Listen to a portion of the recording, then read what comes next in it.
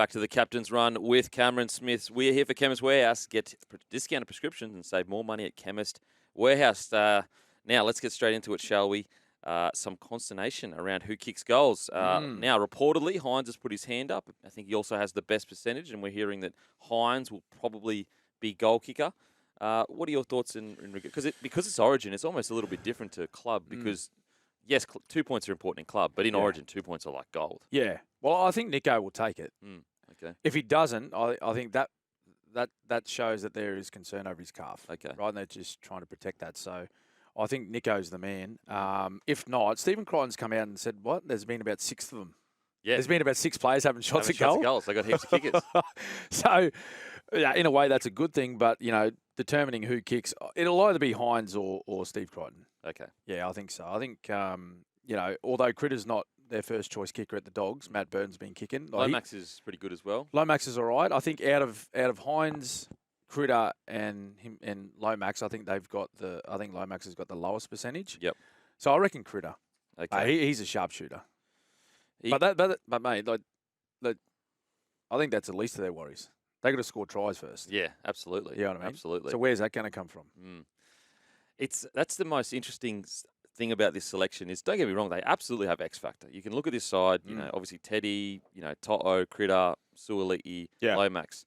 But you would suggest that when you look at the Queensland side, when they get down to New South Wales side, there is going to be no question as to can they put points on. Yeah. As in, they should be able to at the very least. Now, New South Wales may defend incredibly, whereas you look at New South Wales and you go, yes, obviously points can be scored, but I'm not as sure that, for example, Teddy has the ball playing of a Reece Walsh that can do that. What do you think from New South Wales? Yeah, well, he just, for starters, he just doesn't possess the speed of a Walsh. There's no player in the game that does. But, Teddy in his prime, like in his younger days, he had those similar traits where he would burn defenders with his speed, whereas now he's slowed down a little bit. And that's just a natural thing, right, with getting older.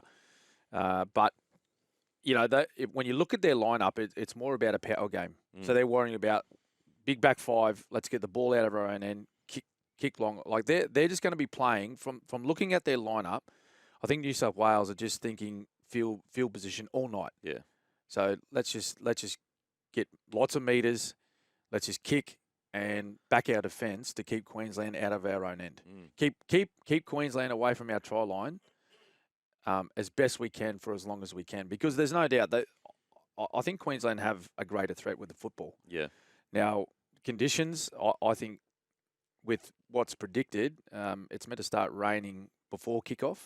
And I think it's going to rain pretty much the whole game. Okay. That's what it looks like with the forecast, right? So we'll have to wait and see what happens later tonight. But I think it helps New South Wales with those slippery conditions and wet conditions, because when you look on the other side of the field with Queensland, like, they're a footy side that wants to go and actually play footy. Yeah. They want to use the football. They want to use great width. They want to use long passes. They want to go side to side.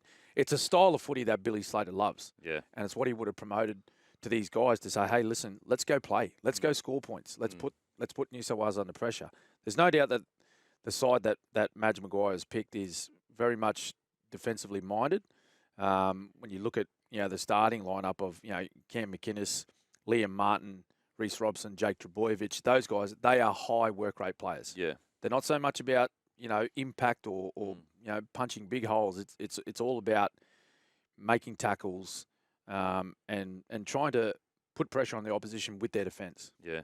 It's funnily enough, it's like the polar opposites of game plans to a degree. Yeah. It's like and both coaches, obviously there'll be some twinks when they get out in the night and they'll be, trying to deceive each other and all that, but really, it is pretty obvious as to what both teams will be doing. For example, if there is a lot of field position, I'm assuming Billy will be like, well, when we're coming out over end, let's try and do 2 pass and land on their 3 defenders and spread their defence a bit. Yeah. And if we do that, maybe we do get length of the field situations. And I'm sure Madge is saying, and on the flip side of that, if they do break us sometimes, don't panic. Don't start thinking we need to play their kind of footy. Do you think they'll line up with Suoli'i in the centres and Lomax on the wing, or do you reckon they'll flip? Because there's a bit of a theory going around that Suoli'i will go to the wing. Okay.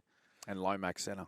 because he hasn't really played. That's a specialist position defensively, centres. And he wasn't, Suoli wasn't that good at centre for the Roosters. He was okay, but he wasn't nowhere near as damaging as he is as a winger. Do you think that could be a late change? See, to be honest, it definitely could be a late change. The most thing I'm most surprised at is the fact that they're going to go with, so far, those two rookies together on an edge. Yeah. And they're not going to split it up with maybe putting Crew out there, because you'd have to be, I'm assuming Billy Slater is saying, Reece Walsh, as soon as you get an opportunity, just go. Because basically what you're going to have, side. you're going to have Hines, Suoli'i, Lomax, and probably Martin. All those boys, A, haven't played together. B, I know Hines played off the bench, but 3 of them are debutants, essentially. Essentially. Yeah. Yeah. And so that's what played like 8 minutes.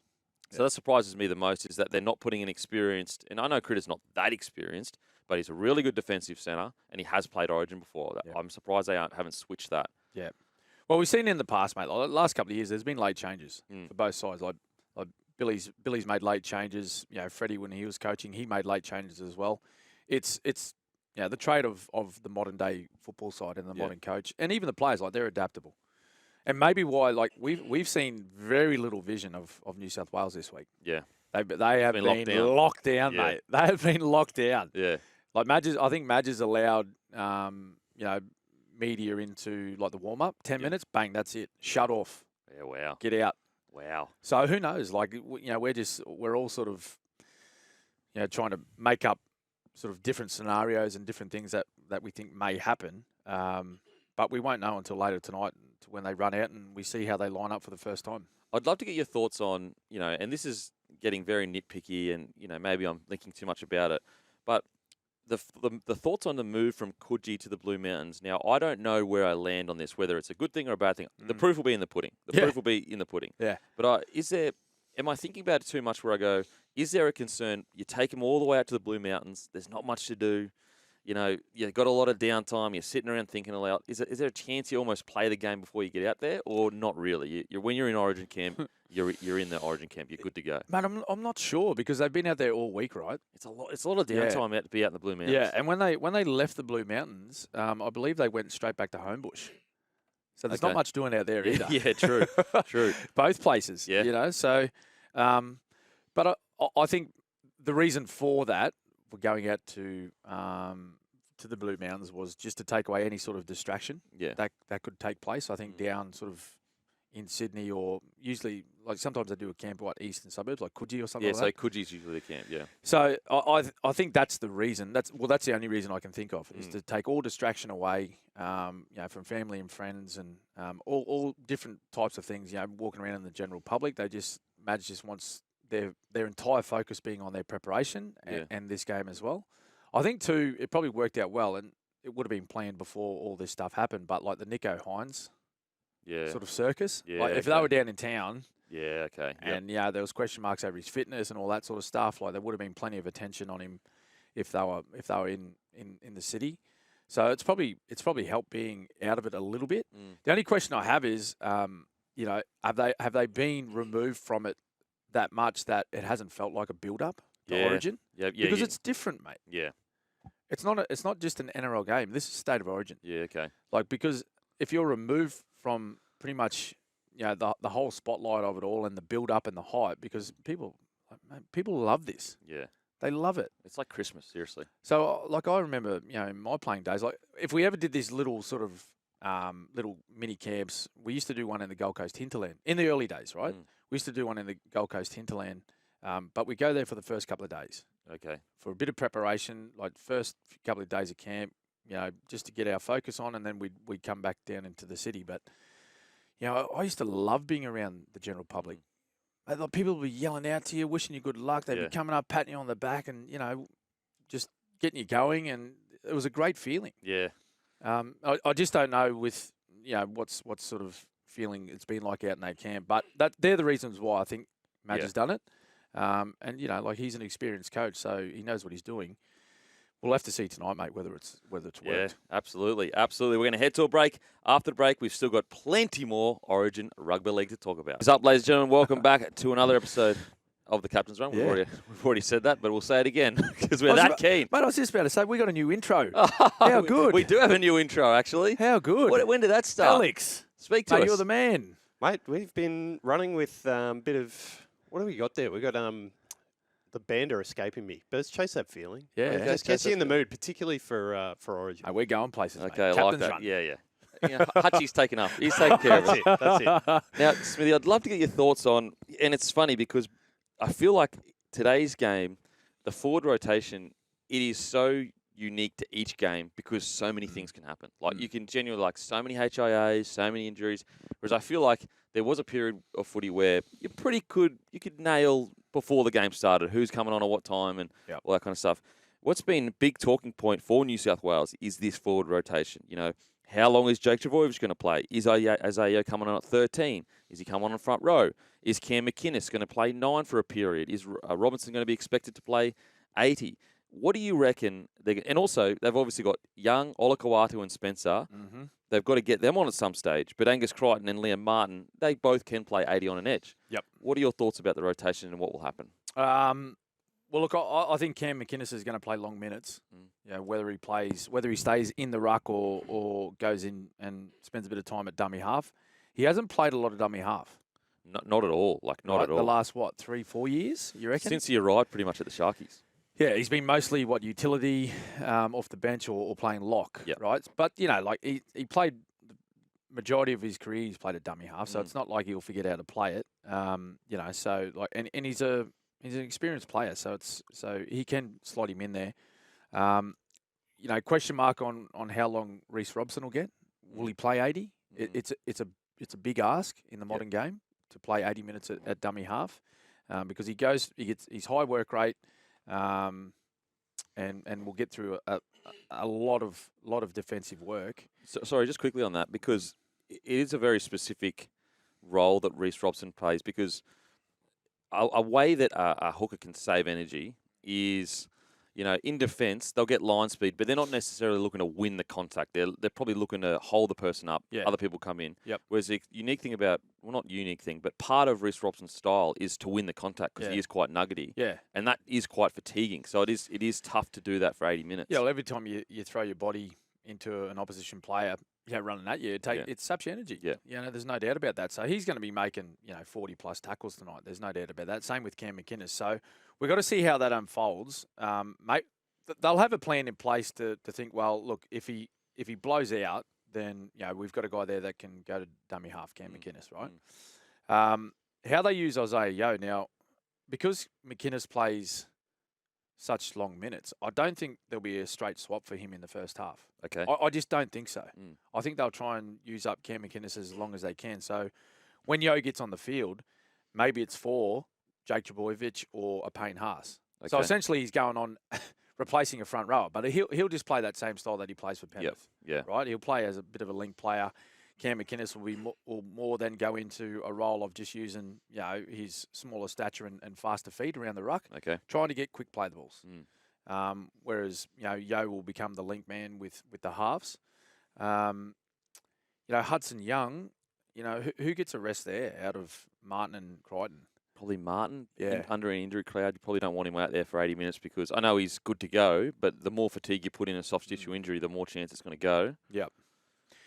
Yeah, look, it's an interesting question because, you sort of look at it and go, well, how are all these players going to get on the field and how are they going to get used? Like, there's a lock, 2 back rowers and a dead set ruck player, Spencer Leniu. He's the guy that's going to create the impact, Spencer Leniu. Question mark over how many minutes he'll play. Yep. Because he does blow out pretty quickly. 20? I reckon 10 either half. That's what I was thinking. Well, that's what I'm thinking, mate, too. Like, I think I reckon they'll try and get Payne Haas at least 30.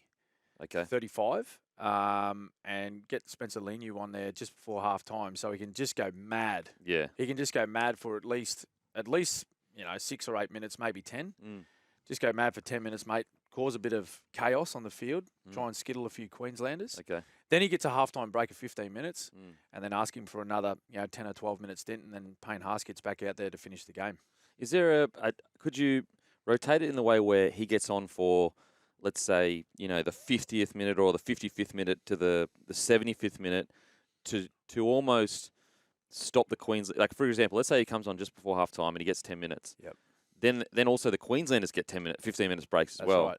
So is there a world where you go, well, hang on a sec, let's get him out there for just a 20-minute straight stint so Queenslanders get no breaks from him, or at the very least, they need to bring someone off to put someone on to keep up? Yeah. I think I don't think there'll be a locked-in sort of time for Spencer Leniu. I think Madge might look at it and just look at scenarios and where the game's at. Yep. If they actually need something, if they need some a guy to come on and change the momentum of the game, I think that's when they'll want to use him. If they're travelling nicely before half time, say they lead Queensland and everything's going well, they've got high completion rate, they're handling the Queenslanders.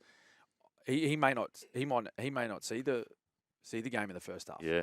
He might wait until, like you said, like to sort of blow it right open. Yeah, okay. In that sort of 15-minute, 20-minute period in the second half. Yeah.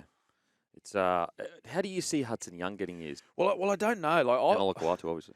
I've been Madge Maguire's been denying this all week, right? But I still feel that Matt Burton might find himself in the 17. Okay. Really? He's been pretty firm on it too, saying yeah, no, he's saying no. But what did he say? Like, I seen a headline saying no, he denies Matt Burton will play, but in the direct quotes from Madge Maguire, all he said was, no, we're locked in with our 17 players. Yeah, what does that mean? Yeah, what does that mean, Madge? Matt Burton might be in that 17. Give us a call, 0457736736. Give us a text, Madge. What's going on? What's doing? Well, he wouldn't be doing much. Like He'd be listening, Madge. Yeah, well, no, they might be. Mate, he would have been finished lunch. They're out of Homebush. There's nothing to do. Yeah, mate, except for listening to the captain's run. Give us a call, Madge. Let us know, mate. Give us the scoop. Mate, we spoke to Brandy last year. We had the inside scoop of Brandy. And I tried to wish him good luck, and he said, mate, there's no good luck here. Yeah. What game was that for? I think it was over in Perth. 1 or 2. I think it was number 1. Adelaide. Sorry. Adelaide. Jeez, I'm getting all my time zones mixed up. I'm going to Perth later for the UFC. I'm going to Perth later this year for the UFC. Mate, you're everywhere. Mate, I'm everywhere. Vegas, Perth. I know, it's the best ever. So lucky. And good on you. I'm getting paid to talk about sport. What 100%, a joke. 100%. Serious joke. So I'm a bit of a. Would that be a conspiracy theory? No, that's going too far. That's not a conspiracy. I'm with you. I think it's a conspiracy theory. Okay. Let's go conspiracy theory. Matt Burton goes in.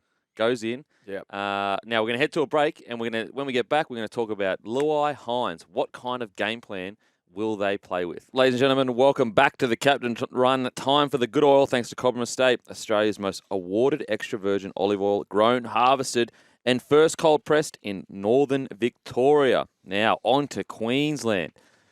Wow. Okay, so Queensland, the biggest, I guess, I would say bombshell, but the biggest selection would have probably been Selwyn Cobbo on the bench. Now, I kind of feel as the selection has kind of eased in and we've sat back and had time to kind of think about it and look at stats and everything, it does seem like most pundits or most fans are understanding of the decision. But I'd love to get your thoughts this close to the game. Such a big decision, a bench spot to an outside back. What do you reckon? Yeah, I was a little bit surprised actually by the amount of people that said, "Oh, geez, that's a strange selection." Given the form of Selwyn Cobbo and also what Queensland has gone through over the last couple of series, and I think Billy has outlined that fairly extensively throughout his press conferences during the week, particularly the first one when he was asked about Cobbo being on the bench, and he said, "Well, 4 out of the last 6 matches we've lost an outside back in these games, so we've had to reshuffle our football side. We've had to have guys playing out of position. I think off the top of my head, I think Ben Hunt played in the centres for a little bit. Reuben Cotter was another guy that we had to chuck into the centres for a little bit too, just for Feeder as well, just to cover some spot for Feeder. Not ideal. Not ideal when you when you're putting those guys out in the centres and you're looking up and you're marking guys like Stephen Crichton and Suoli. Not ideal at all. So Cobbo, he represents great versatility for Billy and the Queensland side, given he can play anywhere in the back five. So wing centres fullback, has been playing for the Broncos in those positions and playing extremely good football too as well. On top of that, could play 6 at a pinch too if you had to. I know you don't need a 6, but at a pinch. Yeah, he could do it. But also, like, you throw him in the middle and he wouldn't look out of place. He's actually bigger than a couple of the forwards. Mate, he is big. He's so big. Like, you look at some of the forwards, like, he's bigger than Reuben Cotter. He'd be bigger. He's bigger than Liam Martin, Hopgood, Cam McInnes. all of them. Yeah. There's a lot there. Like, he's You know, Hudson Young, he's bigger than him as well. Like, he's a giant of a human. Mm. So if Billy has to throw him in the back row or even in the middle and say, mate, Just go hard. just carry the ball strong, right, and get your body in front of people. Okay, just do that and make sure you talk a lot, and he'll be okay. I haven't seen any. I haven't had a chance to get up into the Queensland camp during the week, but I'm sure he has spent some time in the middle of the field. Yeah. There's no doubt about that. Like, we all know how particular Billy is with his preparation and making sure that he's on top of everything, and across all different scenarios, right? Mm. He would have spent some time, defending and attacking in the middle of the field, just so he's ready to go in case something happens. Mm. I actually don't mind it at all, mate. I don't mind it at all, because I'll tell you what, if Queensland's to lose an outside back, touch wood, they don't. But if they do early, well, all of a sudden, Billy Slater's a genius. Yeah, absolutely. And also, like, there's an argument to be made. Selwyn Cobbo's been playing the best out of nearly all their outside backs. So not only do you get Selwyn be able to jump in, you get a guy that's playing at the very least as good as these guys that have been selected. Yep. I think also the first time something happens, and it's not necessarily the first time Freddie did or whatever, but I guess as clear as it's been, like, he's been very clear. Here's the data as to why we did it. Yes. So it's all kind of laid out for why it happened. It's always a bit strange and a bit weird. I do think, though, that with the way the game is going, I think we're going to see this a lot more, an outside back on the bench, a big outside back on the bench. Yep. Because, like, you watch any game, and Gus Gould released the stat recently, if you lose an outside back in the first half, I think, you only have I think it's a 12 or 15%. It's really low. Really low. Like, we're talking max 15% chance of winning. Yep. So you've got 85% chance to lose. Yep. And that's conservative. I think it's actually close to 10 or 12%. Yep. And so that stat alone is like, it's almost going to force a lot of coaches to put an outside back on the bench. And look, Billy would have done his homework on that as well. Like, he would have understood that. Very clear to himself that, what has happened over the last couple of series and the effect it had on I guess, the lineup and the way that the game was played. And he probably sat back and thought to himself in a lot of those, well, after the last two series, and thought, well, what could we have done better? How can I better place this squad together and have all of the bases covered, right? Yep. Have all scenarios taken care of. And the one glaring fact would have been that there was no outside back on the bench. There's no outside back on the bench. And maybe he took a little bit of that way of thinking away from his playing days too, because I know Craig Bellamy, he used to love that as well. They're an outside back. He used to love an outside back on the bench. Like, you think the 2020 grand final, Nico Hines on the bench. Yeah, so true. Didn't get on the field. Yeah, but he was there just in case. But he was there. Yeah. Right? He was there. So maybe he took something away from that, and who knows, he might have spoke with Craig. Yeah. And got some advice and thought, well, mate, this is what I'm thinking. What do you reckon? Do you reckon we could see potentially Billy Slater putting himself on the bench? Mate. Could you? Mate. But, mate, the last couple of years when I've been in camp with the Queenslanders, right, helping out, he loves it, right? He puts his footy boots on. Oh, really? His head coach, mate, he puts the boots on, gets yes. out there, and, mate, so when the team's doing opposed, right, and so there's not quite enough. You have two teams, yeah. Not quite enough for 13. He puts the boots on, mate, he carves them up. He carves them up. I'm going to go over there and say, mate, settle down. That's not good for their confidence. Oh, that is so good. It's not good for their confidence, mate, when you got their 40-year-old coach is making line breaks. That's so good. So he quite easily could do it. I don't know how long he'd last, but if the scores are locked, 5 minutes to go, mate, Billy Slater on. He's in the coach's box. Could he run out? Runs down, gets a kit on. Could you do it? Mate, it would be the best thing ever. The coach on the sidelines in the kit, directing things. It'd be so good. Okay, let's get to some other positions. We've already spoken about for feeder, so I guess that's done and dusted. Yep. The team is here. We've Yes. announced it. Yep. In regards, do you think there will be any changes? Now, last year, Tino and Ruben Cotter came on to start. Yeah. After the names were announced, whereas I think Lindsay Collins and, I'm forgetting, apologies, Flegler, I think, was named to start, potentially. Yep. But that actually changed on game day. Do you think we could see changes this game day? I don't think so. Mm. No, I don't think so. I think what's been named, I think that will start. So you got Cotter and Collins up front with Benny Hunt. I think that'll be your front row.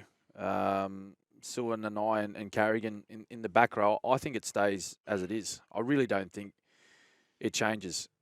If anything, maybe you see a Hopgood possibly starting, and Ruben Cotter maybe going into the back row Okay. for either Sewer or Nanai, and those guys come off the bench. And Paddy moves into more of a front row position. Yeah, well, mate, front row Pretty much the 13. same. It's almost the same thing, right? And those two guys too, Hopgood and Carrigan, similar style players. Paddy Carrigan's bigger body, probably got a little bit more speed. Yep. But very good ball skills, both players. Yeah. So Paddy plays as like that link guy in the middle, similar to like an Isaiah Yeo. Hopgood for me, he's a guy that he can produce, like, he's got lovely hands. He's got a late offload. Yeah.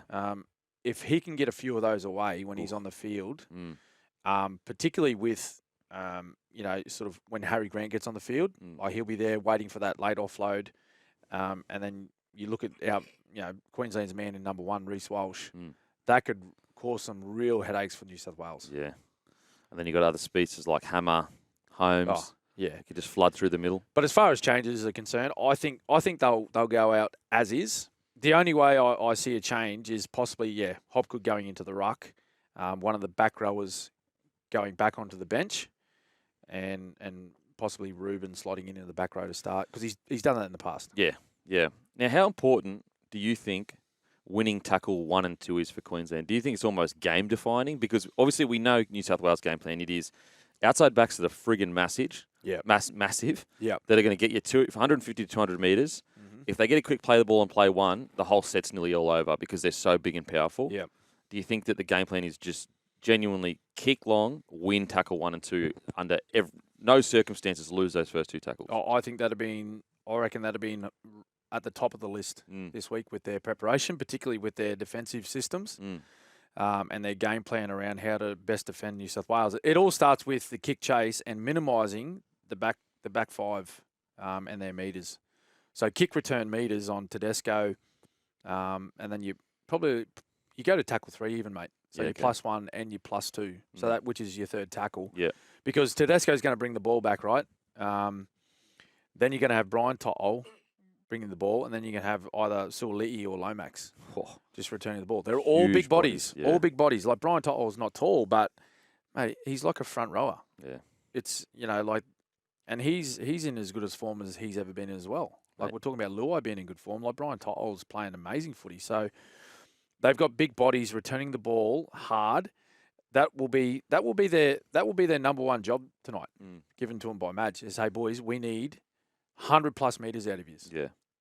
I'm talking plus. Like, it'll be 120, 140s, 150s. If they get those numbers, then they've played their role for New South Wales. Yeah. I was saying on my podcast on Monday, I think you'll actually find New South Wales forwards, when you look at the stats at the end of the game, won't actually have that many metres. It'll be the backs will be a good indication as to whether the game plan has worked or not. Yeah. So, thinking about the way they want to return the football out of their own half, it's going to be a massive job for, well, first and foremost, DCE and Tommy Dearden to make sure that their kicking plan, they get that done right. They make sure that they're kicking deep and they're putting them in positions that are difficult to come out of, right? Yeah. So corners, make sure they're not kicking down middle of the field, take away options of their back 3, and that they have a good kick chase game. And they have to be physical. Have to be physical. Like, you give Brian To'o an opportunity to break a couple of tackles, all of a sudden, like an 8-metre carry turns into a 12, 14, 16-metre carry. Well, like that just puts New South Wales in position where they can start to attack. They can think about using the football a little bit rather than getting tackled, 10 metres out from their line and, using up those vital early tackles, just trying to make ground. Yeah. I'm just imagining, like, a To'o, Suoli'i, Lomax, 1, 2, and 3 carry. Oof. I mean, it's some of the best you've ever seen. Seriously. Yeah. They are unbelievable carries out of their own end. Yeah, and you know what? Like, that's their strength. So, like, it can't be a surprise to Queensland what's coming. Yeah. Like, you said it at the start of the show, mate. Like, there's no hiding how both sides are going to play. So I'd like to think that the mindset of Queensland is all about a strong kick chase game. Yeah.